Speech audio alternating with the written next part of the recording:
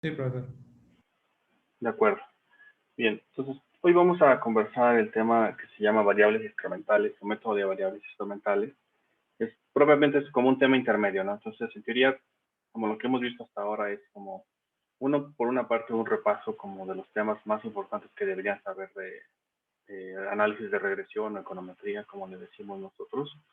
Y por otro lado están ahora los temas intermedios que son como relevantes al menos para los siguientes que sí vamos a ver como propiamente más avanzados.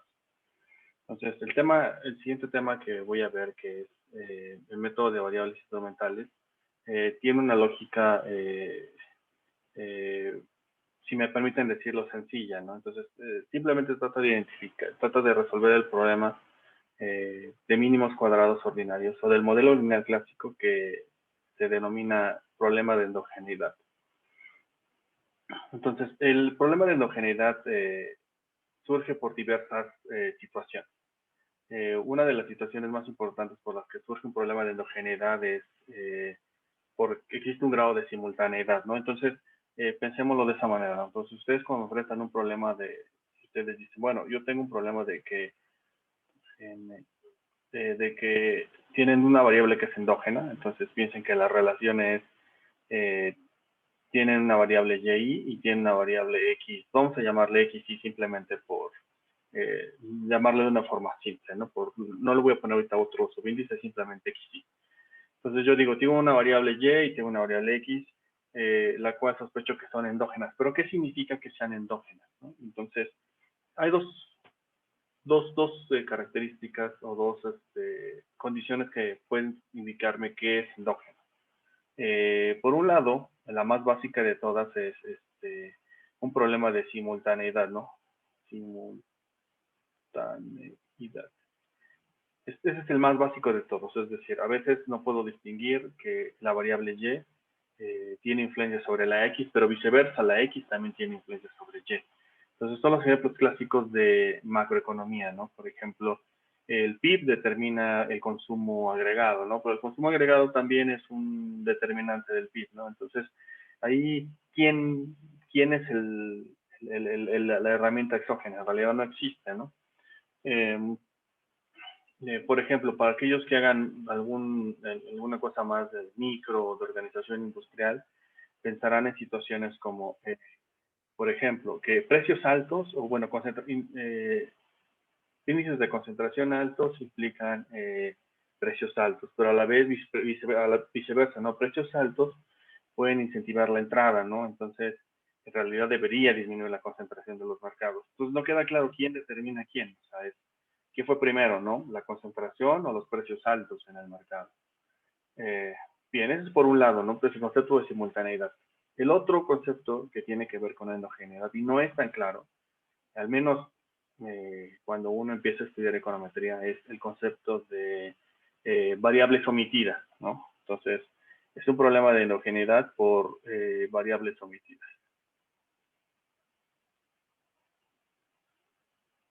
Bien, y este es probablemente el más importante de todos, porque ese es el que más comúnmente, más que el problema de simultaneidad, el que más se van a encontrar es probablemente el de información omitida. Voy a tratar de desarrollar el tema y conforme vayamos desarrollando el tema, trataré de introducir más sobre el tema de información omitida. Pero piensa en situaciones como esta. Por ejemplo, cuando uno analiza el salario de las personas, uno piensa que existe información suficiente para identificar qué determina el precio el salario de las personas o el precio del trabajo. No obstante, existe una limitante importante, es, por ejemplo, las habilidades. Las habilidades, en realidad, cuando un reclutador ve un CV, no es capaz de identificar qué habilidades tiene la persona. Por ejemplo, tolerancia a la frustración, resiliencia, por ejemplo, capacidad de aprendizaje continuo y de forma inmediata o muy rápida. Ese tipo de habilidades no están en su CV, ¿no? Y de hecho, por lo tanto, no están en el mecanismo de pricing, es decir, cuando se diseña un salario no está necesariamente incluido ese tipo de factores. Eh, Pasan diferentes situaciones, ¿no? Pueden pasar un tiempo en el cual se identifica las habilidades del trabajador y entonces se le puede poner un precio diferente a ese trabajador. Pero no obstante, per se no hay información disponible, ¿no? Entonces, aquí hay un problema de endogeneidad, ¿no? Porque cuando tú ves el salario en el mercado de una persona, tú no sabes ciertamente si el salario se debe únicamente a sus características, por ejemplo, su edad, su educación, por ejemplo, su situación conyugal, que a veces influye en algunos casos, no debería, pero lo hace.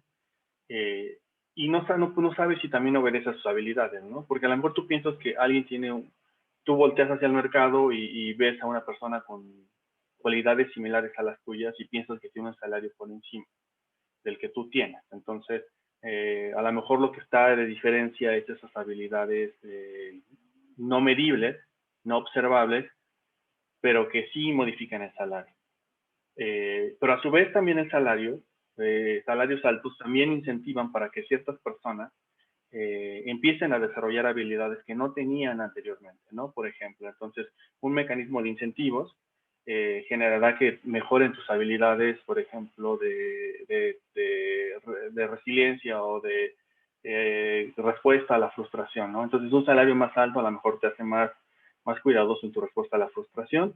Entonces tú empiezas a desarrollar habilidades como esas o como el aprendizaje continuo. Entonces, si se dan cuenta en ese tipo de situaciones, a veces el salario también puede explicar un poco las habilidades no observables. No solo el caso de las habilidades observables pueden explicar el salario. Esta es la situación en la que en realidad estamos, ¿no? Cuando hacemos un análisis de regresión, en realidad estamos en estas situaciones, en que no conocemos toda la información. Bien, entonces, el primer supuesto que voy a romper ahora es, voy a asumir lo siguiente, ¿no? En mi modelo de regresión, que voy a seguir pensando de esta manera, que va a ser y igual a x por beta, más un epsilon, más un vector epsilon. Voy a asumir ahora voy a asumir que en realidad puedo ver esto como y igual a, voy a utilizar desde beta 1 y voy a poner x1 simplemente para identificar la primera variable. Puede ser una constante o no puede ser una constante, pero es x1, ¿no? Más beta 2 de x2i, más así hasta beta k de xk subíndice i, más un término de error subíndice. Entonces, en general mi modelo es como y x beta, no obstante lo puedo desagregar para cada individuo como la fórmula que tengo en la última línea, ¿no? Ahora bien, bajo esta lógica, lo que siempre he hecho cuando hago el análisis de regresión es supuesto que el valor esperado de epsilon i es igual a 0, ¿no? Es decir, en promedio o en términos de valor esperado, siempre he asumido que el error es estadísticamente 0, ¿no? Entonces, me equivoco en promedio 0, o sea, la recta de regresión pasa por el centro de masa de los datos, entonces digamos que estoy equivocando ya digamos, en suma, 0. Y otro supuesto que es bien importante y que siempre hago es que siempre he supuesto que la covarianza de cualquier xji con el término de error es igual a 0. A esto nosotros le llamamos en econometría 1 no endogeneidad. Perdón, sí, no endogeneidad. O también le podemos decir exogeneidad, ¿no? Como queramos. ¿Sí? Sí recuerdan el concepto, ¿no? Es decir, cuando digo exógeno es que cualquiera de las variables que están incluidas en mi regresión, es decir, cualquiera de estas x, no tiene ninguna correlación con el término de error. Entonces, siempre estoy suponiendo que puedo separar perfectamente información observable, que la información observable sería todo el componente verde, es decir, todo esto de aquí es información observable. Siempre lo puedo separar de la información no observable. Siempre. Pero además de eso, una de las cosas que supongo es que la correlación que existe entre la información que observo con la información no observable es nula. Es decir, no estoy omitiendo información observable que se pudo haber correlacionado con algo de lo que estoy observando. Algo que cuando uno lo piensa con mucho cuidado en realidad es absurdo. Porque en realidad, si hay información no observable, muy probablemente está correlacionada con la información observable. ¿no? Por ejemplo, las habilidades de las personas puede estar muy correlacionada con tu educación, ¿no? Haber acudido a una buena escuela desde que eras muy joven te da ciertas habilidades que no te pudo haber dado haber acudido a una escuela de menor calidad cuando eras muy joven, ¿sí? Bien, ahora, eh, entonces, ya dicho mi problema, ya planteado mi problema de endogeneidad o de simultaneidad o de información no observable o de variables omitidas, propiamente dicho. Entonces, vamos a plantear una solución. ¿Qué pasa cuando resulta ser que rompo el supuesto y me enfrento a que el problema es el siguiente, ¿no? Mi problema eh, es que resulta ser que hay alguna variable que voy a llamar xk, la que sea quien sea de esas variables, que correlacionada con el término de error, en realidad esto es distinto de cero, es decir, hay alguna correlación. Voy a suponer que esa variable es la última, simplemente por hacerlo manejable. Entonces voy a suponer que esta variable, la que está aquí, esta última variable es la que precisamente está correlacionada con el término de error.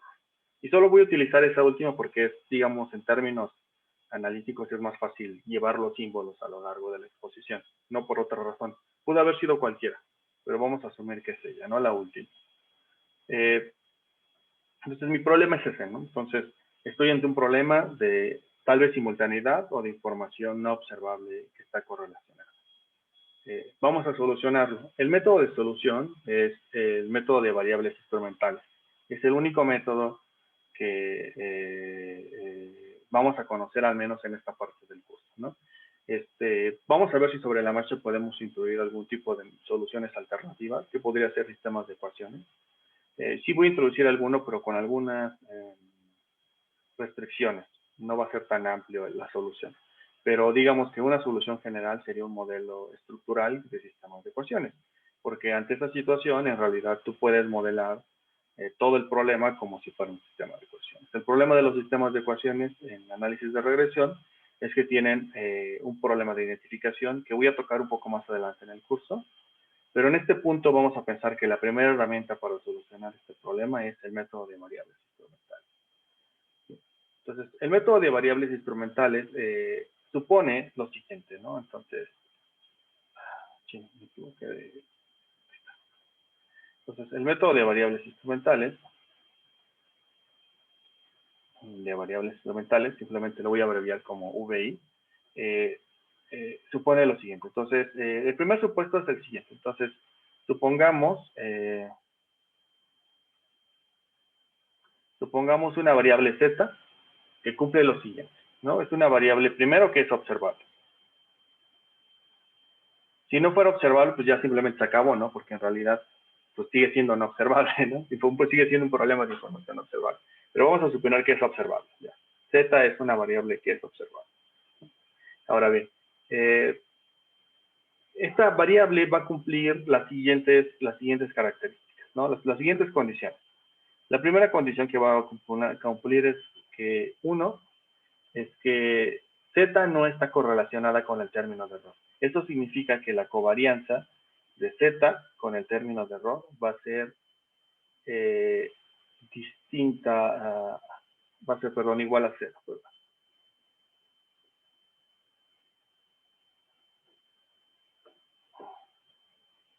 Igual a 0, ¿no? Entonces, la primera supuesto es esto. No hay información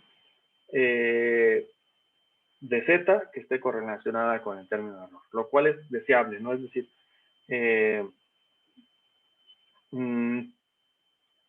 no estamos en la situación en la cual, como lo habíamos planteado inicialmente, que nuestro problema era que la correlación o la covarianza, como queramos verlo, de z con, perdón, de xk con el término de error era distinta de 0. Ese era nuestro problema original.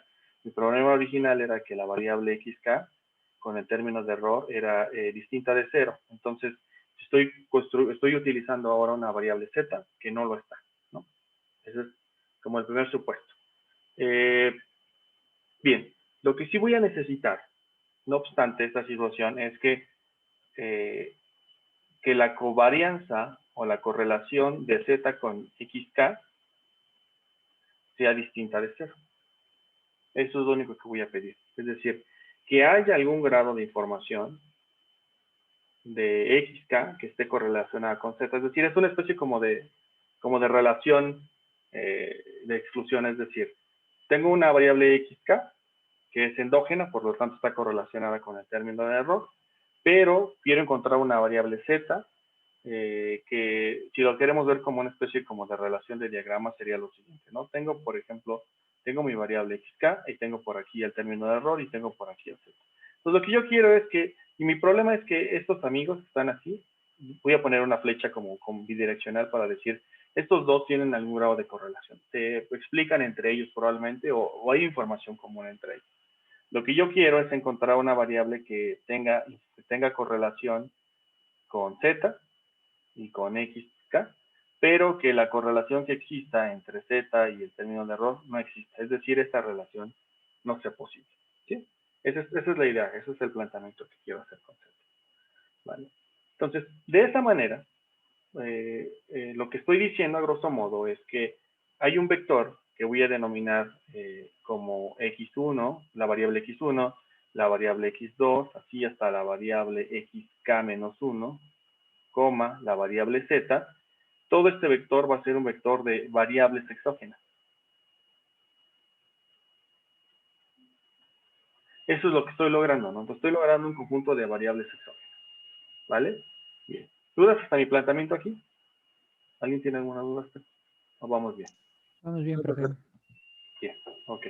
Entonces, mi segunda condición va a ser la siguiente. Mi segunda condición va a ser que la variable xk, entonces, puedo proyectarla sobre toda la información del vector de variables exógenas que tengo aquí. ¿Sí? Es decir, a la variable xk la voy a escribir como una función lineal que va a depender de una, vamos a poner una constante si queremos, más un delta 1 de x1, más así un delta k menos 1 de xk menos 1, más voy a utilizar teta, porque creo que eso es lo que utilizo. Un teta de z más un término de error que voy a denominar un término de error asociado a la variable k. Es un término de error. Bien, entonces noten esto, lo que estoy haciendo es lo siguiente, entonces estoy diciendo que como la variable xk es endógena, entonces construyo una variable z o adquiero una variable z, la cual va a ser exógena al sistema, y lo que voy a hacer ahora es tomar la variable xk y la voy a proyectar sobre toda la información que está contenida en x1, x2, hasta xk-1 y z.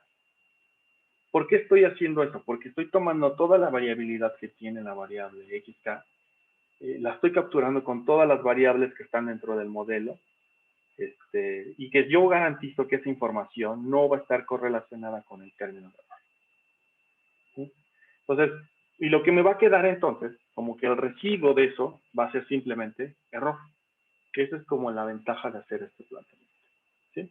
Entonces, una vez que hago una segunda ecuación, que se llama xk, entonces podría yo reconstruir, es decir, podría yo sustituir a esta xk en mi modelo original. ¿Quién es mi modelo original?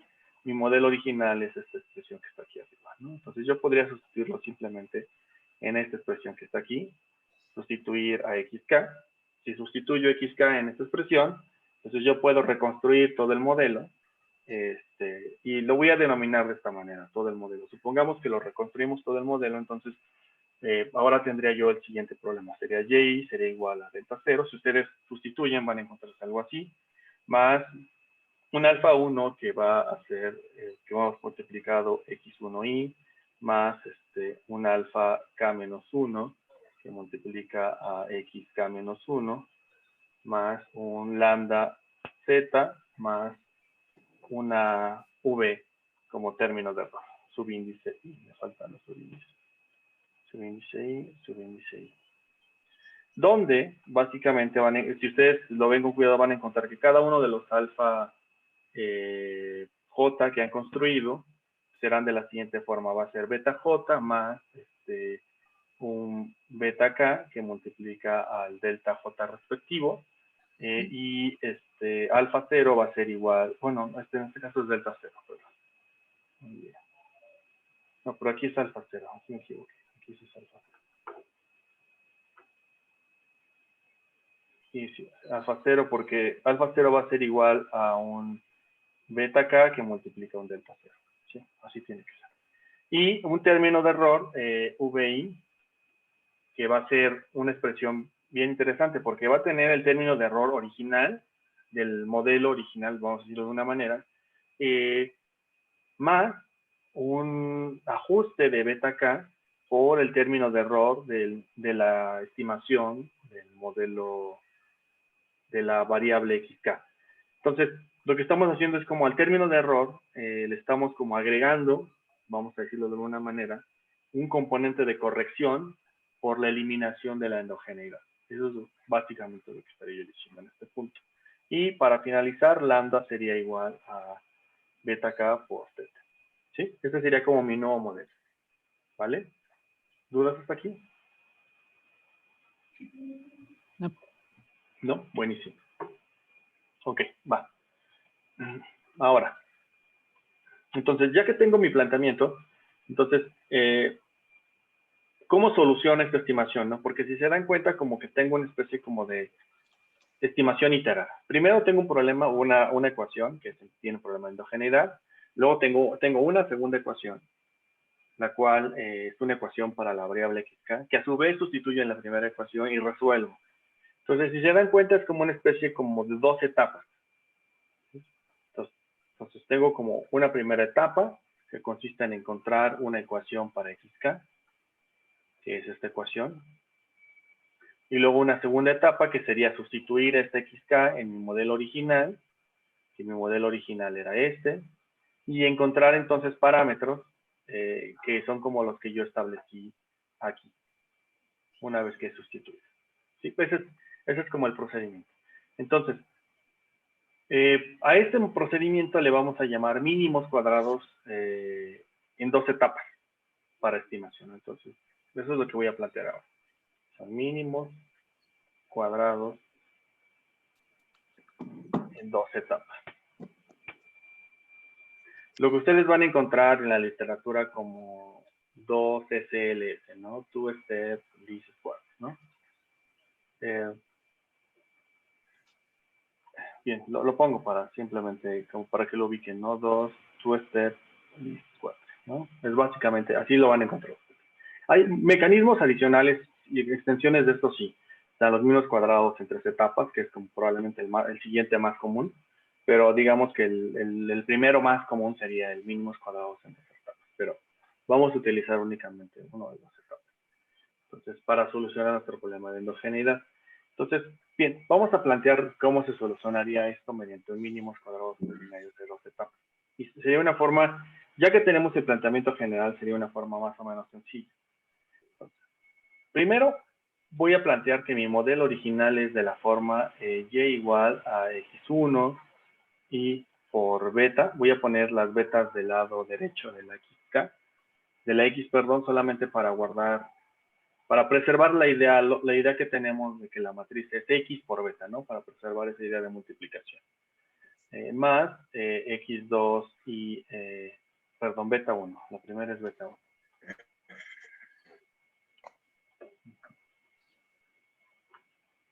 Entonces aquí tengo beta 1 más beta 2 más puntitos x, xki, beta k más un término de error xi, nada más. ¿Sí? Entonces este es mi modelo original.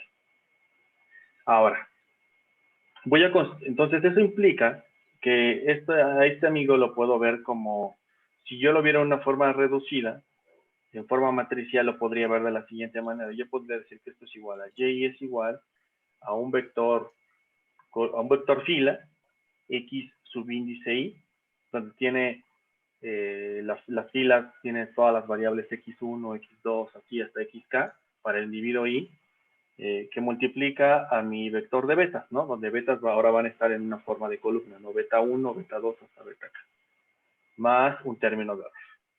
¿Sí? Simplemente estoy haciendo anotación. Entonces, ya que tengo mi modelo así, Entonces, puedo decir que el vector xy se puede conformar de lo siguiente, de x1y, x2y, hasta xki. Este es mi vector. Ahora, como yo sé que la última variable es endógena, ese es mi supuesto principal. Es decir, yo sé que mi variable xk es endógena, entonces voy a utilizar un instrumento que es la variable z, ¿sí? Entonces z llevará como título el concepto de variable instrumental, ¿sí? Es una variable instrumental que cumple dos características importantes. Uno, que está correlacionada con xk, y dos, no está correlacionada con el término de error. Básicamente son las dos características que cumple esta variable z. Se le denomina instrumento porque estamos instrumentando a la variable xk. ¿Sí? De ahí viene el concepto de instrumental. Bien. Ahora, entonces, dicho eso, voy a denominar a un nuevo vector que le voy a poner z subíndice i, que va a contener lo siguiente, va a contener a x1y, va a contener a x2y, así, hasta en lugar de xk, bueno, solo para identificarlo, xk menos 1y, hasta en lugar de xk va a tener a zi. Entonces estoy sustituyendo, en lugar de xk voy a utilizar a un z, mi instrumento. Entonces, ¿cuál es la ventaja que tiene hacer esto? Es que, bueno, cuando yo tome el valor esperado de mi vector z que acabo de construir, que multiplica al término de error y este valor esperado será exactamente igual a 0. Es decir, estoy garantizando que este amigo tiene una correlación 0 con el término de error. ¿Sí? Ese es un supuesto, digamos, es el supuesto más importante del método de variables instrumentales. Bien. Ahora, bien, dado como construí mi vector zi, es un vector fila que lo puedo multiplicar sin problema por mi modelo J. Entonces lo que voy a hacer es multiplicar a este nuevo objeto que tengo aquí que se llama zi, lo voy a multiplicar por todo el modelo que está aquí arriba.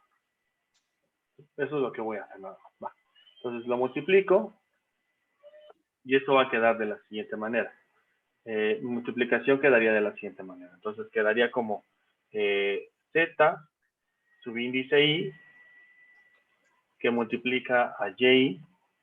Esto va a ser igual a z subíndice i que multiplica a xy que multiplica a beta más un z subíndice i que multiplica a epsilon. ¿Sí? Va. Bien. Ahora, voy a tomar el valor esperado de esta expresión. Entonces, cuando tomo el valor esperado de esta expresión, voy a tener que esto va a ser igual a z y por y va a ser igual al valor esperado de lo que está del otro lado de la ecuación, pero el valor esperado es un operador lineal que abre sumas y saca escalares. Entonces va a abrir la suma de los dos componentes y va a sacar el escalar. ¿Quién es el único escalar aquí? Beta. Ese es el único escalar en este punto. Entonces, esto va a ser igual al valor esperado de z subíndice i que multiplica a mi vector xy que multiplica a beta más el valor esperado de z y que multiplica a epsilon. Tomé puro valor esperado. Ahora, yo sé que por el método de momentos, si ustedes se acuerdan de su curso de estadística, llevamos una o dos estadísticas, no me acuerdo, creo que una en la facultad, pero seguramente lo vieron, si no lo vieron en estadística, lo vieron en introducción a la econometría, el método de momentos. Ustedes saben que por el método de momentos, el valor esperado de una variable aleatoria es igual al promedio de esa variable aleatoria. ¿Sí? Bien, voy a utilizar ese principio. A su vez también voy a utilizar la idea de lo que yo planteé originalmente, que es que la correlación que existe entre zi y epsilon i es igual a 0, es decir, todo este amigo que está aquí va a ser igual a 0, porque yo estoy suponiendo que Z es totalmente exógena al sistema. ¿Sí? Entonces, de esa manera yo puedo despreciar esta parte. Es decir, que eso es igual a 0. Entonces, ahora bien, si yo resuelvo entonces, utilizando el método de momentos, lo que yo voy a encontrar es lo siguiente. Me voy a encontrar con que hay un beta gorrito que va a ser igual a el valor esperado de Z subíndice I que multiplica a XI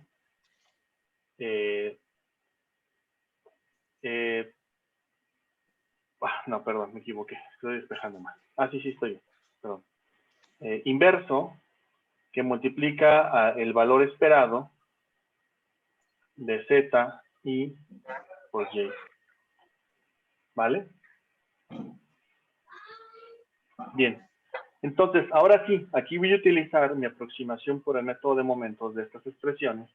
Entonces, todo esto en realidad se resume a que beta sería igual a la suma desde I igual a 1 hasta N de ZI que multiplica a XI entre N, porque yo sé por el método de momentos que el valor esperado de una variable aleatoria es su promedio, entonces ese es el promedio de la variable aleatoria ZI por XI, todo esto inverso, que multiplica al valor esperado de la siguiente variable aleatoria, que es igual a la suma desde I igual a 1 hasta N de ZI por Y entre N, por el método de momentos. Por eso lo sé. ¿Sí? Bien.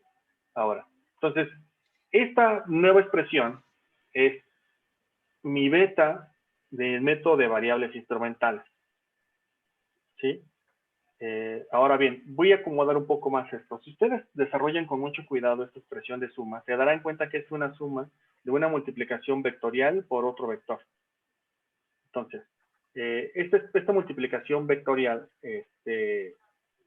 la pueden reagrupar y se van a dar cuenta que esto en realidad es igual a Z, un vector Z que vamos a llamarle matriz, traspuesta que multiplica a la matriz X a la menos 1, que multiplica,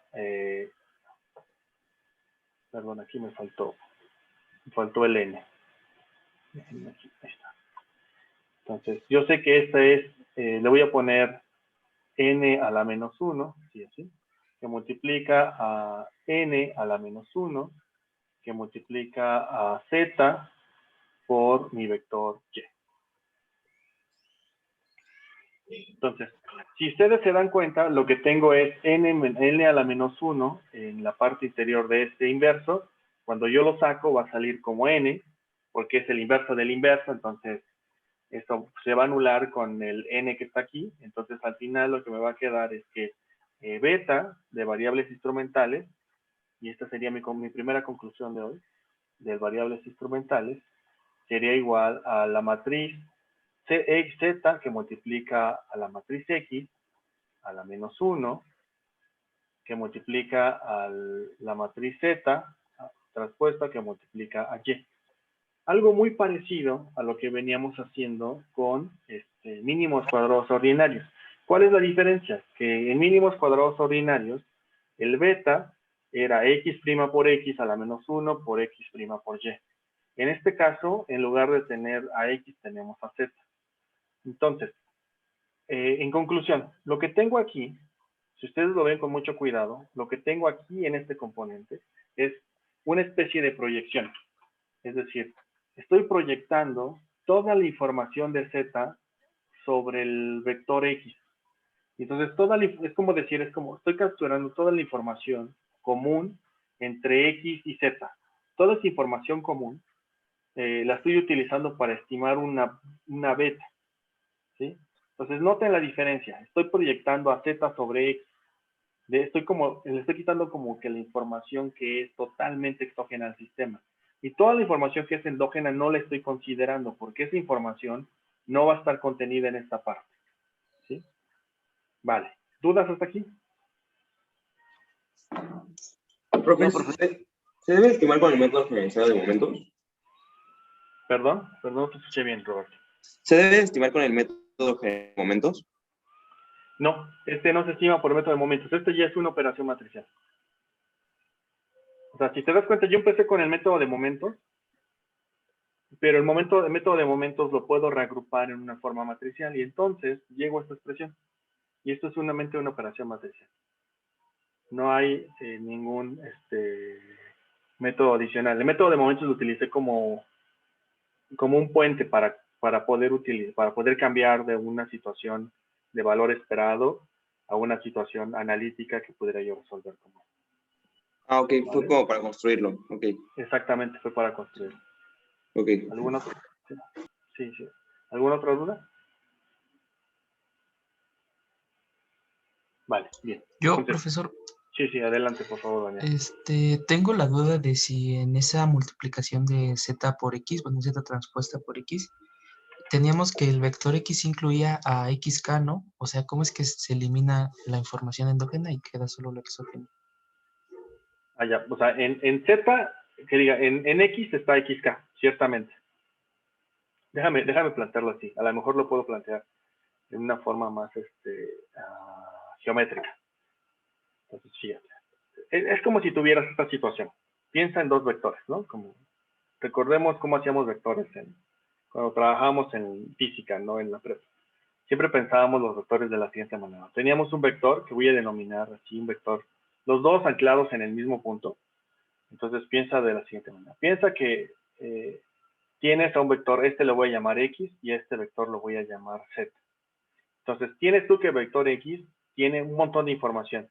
Tiene X1, tiene X2 y tiene a XK como último componente de información. Y piensa que Z tiene igual a X1, a X2, así, y el último componente es Z. Es decir, lo único que diferencia del vector Z respecto del vector X es que uno tiene a XK y el otro no la tiene, el otro tiene a Z en su lugar. Entonces, esta operación que estoy aquí subrayando en rojo es una proyección. Y la proyección es muy sencilla. Lo que estoy haciendo es tomar toda la información de Z y proyectarla sobre X. ¿Cómo es una proyección, si se acuerdan de sus cursos? Una proyección es simplemente tomar el límite, bueno, digamos la flecha o la punta del vector y proyectarla en forma paralela hacia el vector X. Eso implicaría hacer una especie de, una cosa como así, ¿no? Como proyectarla hacia el vector X. Supongan que esto es paralelo, ¿no? Y que sería perpendicular al vector X y que esto es un ángulo de 90 grados. Entonces, la proyección significa que lo que estás haciendo es, a través de Z, cuando proyectas, estás tomando toda la información de X que es posible proyectar, es decir, solamente este tramo. Con lo cual, estás dejando fuera a este tramo. Entonces, implícitamente lo que estás haciendo es solo tomar aquella parte de X que es exógena al sistema y dejando en azul toda la parte que es endógena y la estás dejando fuera. No sé si con eso resuelvo tu duda, Daniel. Sí, profesor, gracias. ¿Sí? ¿Seguro? Vale. Ok. Va. Buenísimo. ¿Alguna otra duda hasta este punto?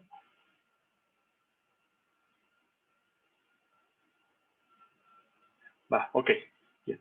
Entonces, si se dan cuenta, una de las limitaciones que están aquí, pero probablemente la limitación más importante en este punto, es, y lo voy a poner así como una observación, mi observación en este punto es algo, ¿no? Es una observación que no debe pasar desapercibida en este momento, que uno, es que el método que yo acabo de plantear hasta ahora, la restricción es que solo aplica para una variable.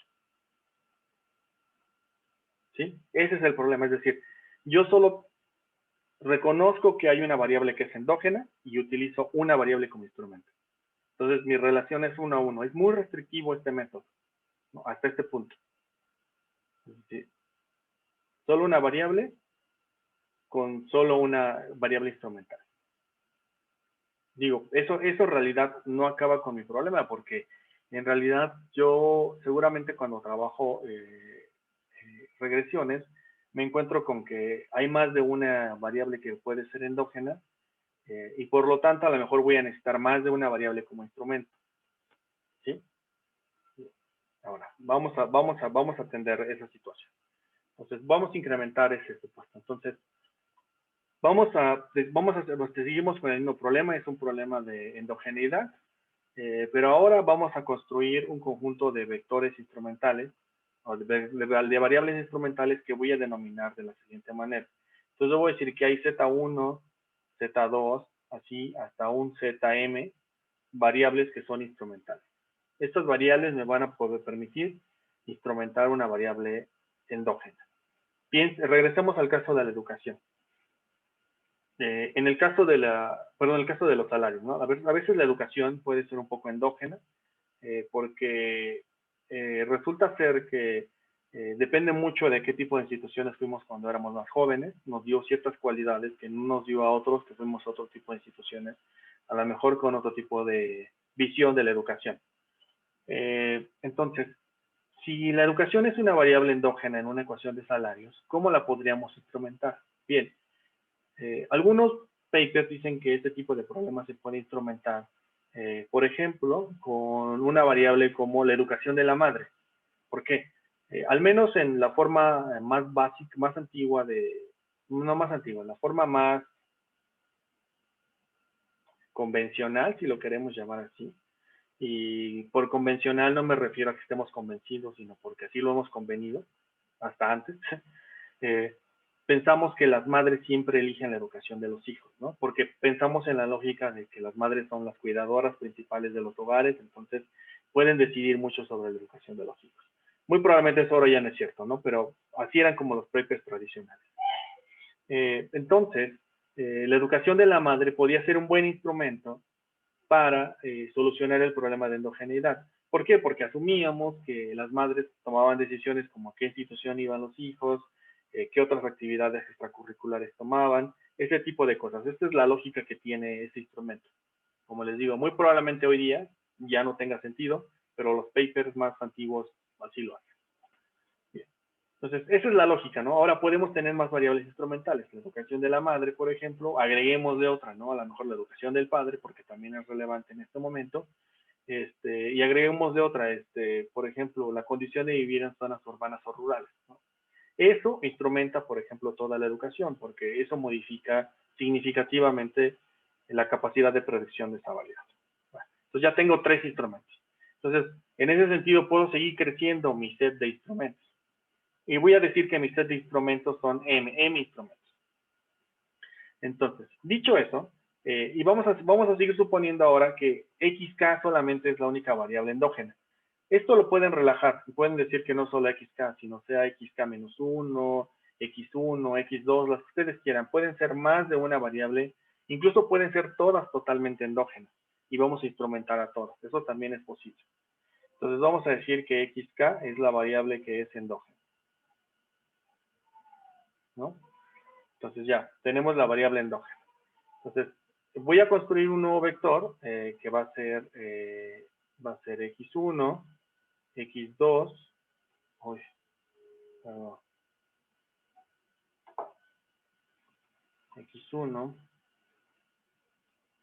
X2, hasta XK-1, coma, Z1, Z2, hasta Zm. Todas estas son variables instrumentales. Las últimas, ¿no? Entonces, tengo un nuevo vector. ¿Sí? Tengo un nuevo vector que ahora es sobre el cual voy a proyectar toda la información que tenía originalmente en el vector X. Más interesante ahora, porque tengo más de una variable instrumental. Ahora, a este amigo lo voy a denominar simplemente como Z. Es un vector Z. Podría yo hacer la misma sustitución, el mismo procedimiento iterativo, a través del cual, es decir, sustituyo Z en mi vector original, en mi ecuación original, y luego resuelvo. No obstante, este camino no es como el más eficiente. Voy a seguir otro camino. Mi camino que voy a seguir es el siguiente, es decir, voy a construir entonces ahora una nueva ecuación que va a tratar de predecir el valor de xk, porque xk es mi variable endógena. Entonces, tengo a xk, que va a ser una variable endógena, entonces va a depender de una constante, delta 0, más un delta 1 de x1, más puntitos, un delta k menos 1, por un xk menos 1, más un conjunto de variables que ahora son, voy a poner θ1, que multiplica z1, más puntitos, más un θ m, que multiplica a zm, más un término de error que voy a poner como un psi de k. Entonces lo que tengo es una ecuación que lo que hace es predecir a xk. Entonces supongan que estiman esta ecuación, ¿sí? Entonces supongan que entonces tienen una expresión que vamos a llamar xk predecido, entonces voy a poner gorrito, que va a depender de un delta gorrito 0 más un delta 1 así predecido de x1 más así hasta un θm predecido de zm, sin el término de error porque ya estoy prediciendo.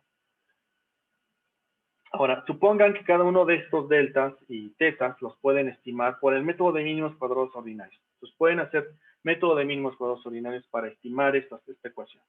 Ya, tenemos una variable, que tenemos un mecanismo para predecir a xk. Entonces, ahora, como tengo una variable xk, y como esta variable xk es una proyección sobre el vector z, en teoría esta variable xk ya no es endógena, esta variable xk estimada. Entonces, eso significa que si yo tomo la covarianza de xk, gorrito, con el término de error, esta sí ya va a ser igual a 0, porque esta ya es exógena, por cómo la construí con instrumentos.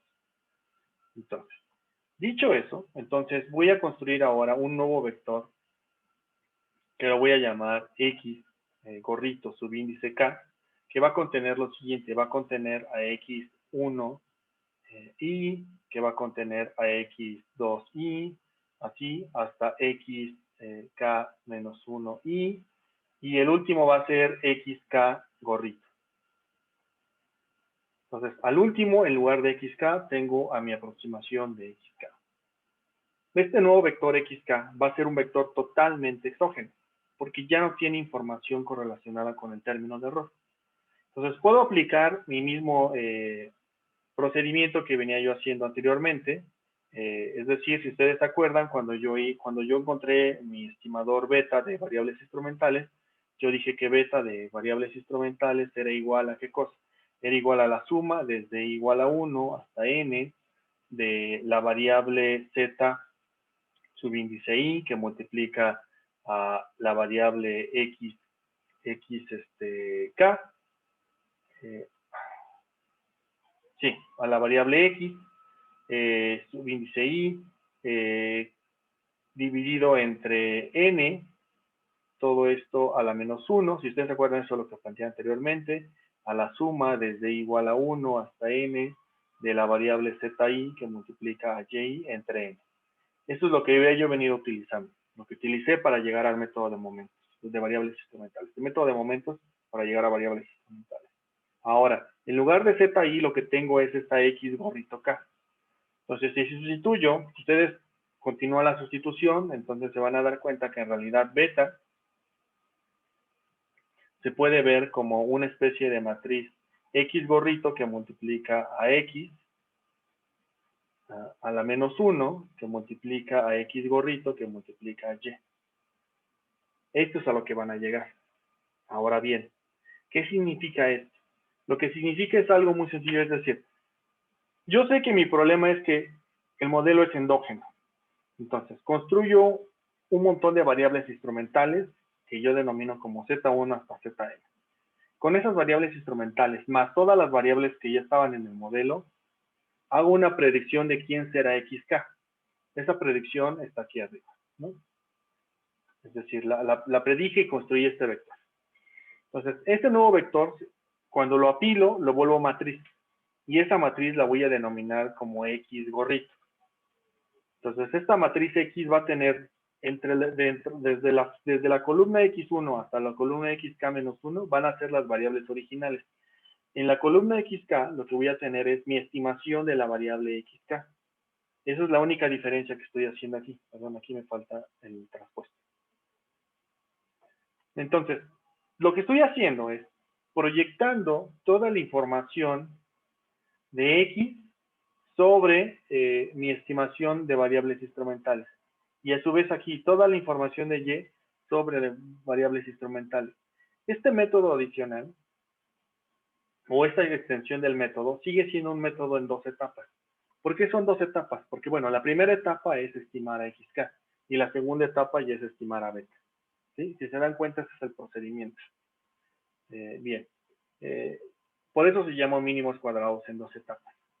Ahora bien, ustedes pueden hacer adecuaciones, pueden jugar un poquitito con cómo se modelan estas cosas. Vamos a hacerlo. Voy a tratar de relajar un poquitito estas ideas para ver cómo se vería esta expresión en un poquitito más amplio la discusión. Entonces, piensen ahora, vamos a generalizarlo de esta manera. Entonces, piensen ahora en un vector, una matriz Z que contiene lo siguiente.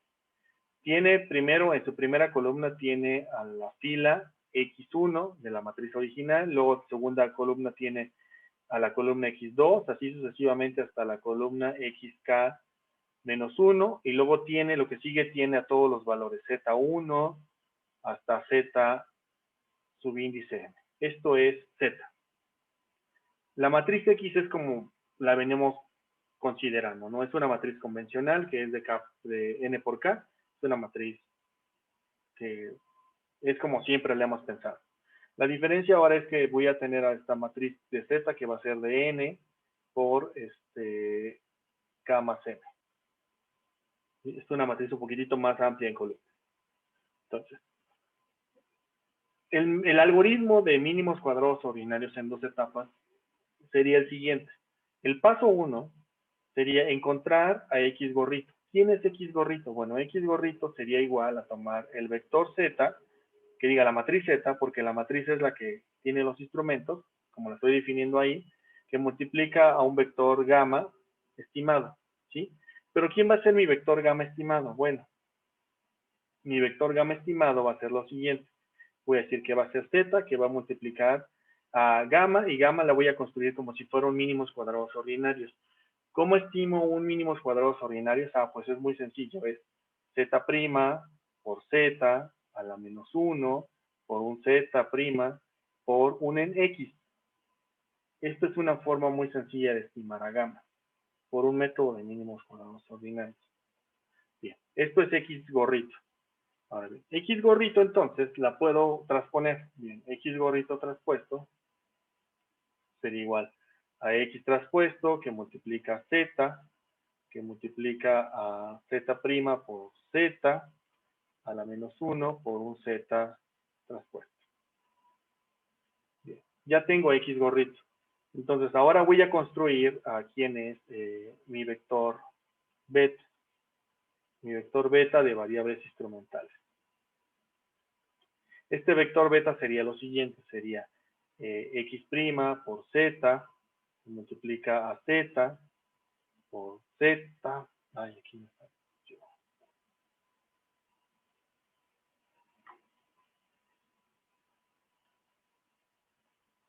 Z a la menos 1 por un Z traspuesto que multiplica a X a la menos 1 por mi sustitución. Bueno, y en lo siguiente lo voy a sustituir a X barra, a X gorrito. Le voy a dejar X gorrito traspuesto por Y. El último es Y.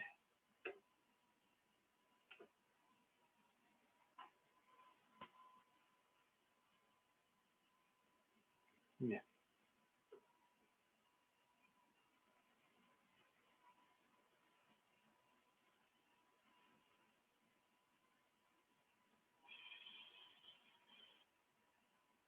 Sí. Sí, exacto. Sí, no me falta ninguno. X' por Z por X. Sí, sí está bien. Ok. Va. Entonces, si ustedes se dan cuenta, lo que tengo aquí es la expresión general de cómo podría yo estimar beta por el método de variables instrumentales, considerando toda la información contenida en Z y en X. Esa sería básicamente mi conclusión de esta parte. Esto es beta. Sí. Ahora bien, nada más para redondear la idea es que si ustedes continúan el reacomodo de esta expresión, podríamos completar esta expresión, y eso lo pongo en las notas, si no mal recuerdo. Esta expresión la puedo completar para llegar a una expresión más sencilla, que sería x gorrito prima por x gorrito a la menos 1 por x gorrito prima por y. Esta sería la expresión a la que voy a llegar al final. ¿Sí? Es un paso algebraico, nada más intermedio, muy sencillo.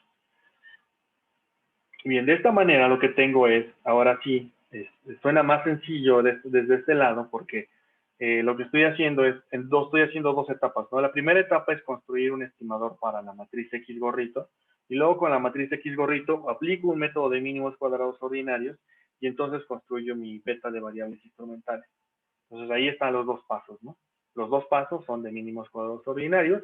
Entonces, como este es un procedimiento de mínimos cuadrados ordinarios, entonces todo lo demás que dije para mínimos cuadrados ordinarios se vale. Por ejemplo, ¿como qué cosas? ¿No? Ah, bueno, como la varianza, ¿no? ¿Quién es la varianza de beta? Bueno, la varianza de beta de mi método de variables instrumentales sería de la forma habitual, que sería sigma cuadrado gorrito que multiplica, en este caso, a x prima, así, todo esto a la menos 1. ¿Quién sería mi estimador de la varianza? Bueno, mi estimador de la varianza sería igual a lo mismo que he venido haciendo, que es la suma de los residuales al cuadrado entre n menos k. Sería de la forma habitual. No cambiaría absolutamente nada, sería exactamente lo mismo. ¿Podría hacer las mismas pruebas de hipótesis? Sí, sin problema. Probablemente la única prueba que agregaría en el caso de variables instrumentales sería una regresión muy sencilla, que sería probar, digamos, como para redondear todo el método, es probar una regresión que sería los residuales estimados, los trataría de modelar en función de una constante más un delta 1 que multiplica x1, más un delta k menos 1 que multiplica xk menos 1, más un teta 1 que multiplica z1, más un teta m que multiplica a zm. A zm.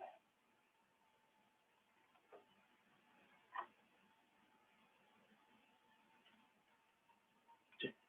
Más un término, bueno, más un término de error, que voy a llamar U. Bien, haría esta modelación, y una vez que hago esta modelación, lo que querría yo ver es que estadísticamente cada uno de estos coeficientes estadísticamente es igual a 0. ¿Por qué? Porque eso significaría que las variables que yo modelé, que yo considere en mi modelo, son totalmente exógenas a los residuales. Esa es una forma de construir. Hay estadísticas adicionales, y que es una prueba LM, que es para probar este punto. Lo voy a ver ahora que vea la aplicación en Python para este caso concreto. ¿Vale? Bien. Justo se me acabó el tiempo, pero me quedo por si tienen alguna duda.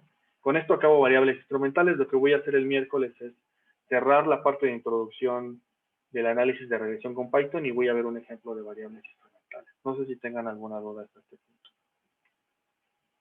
No, perfecto, todo bien. Ok, buenísimo. Pues bueno, los veo el miércoles y nos vemos para la práctica de variables instrumentales. Nos vemos, profesor. Hasta luego. Profe, gracias. Hasta luego. Luego, profe. Gracias, profesor. Buen día. Hasta luego, profe. Profe.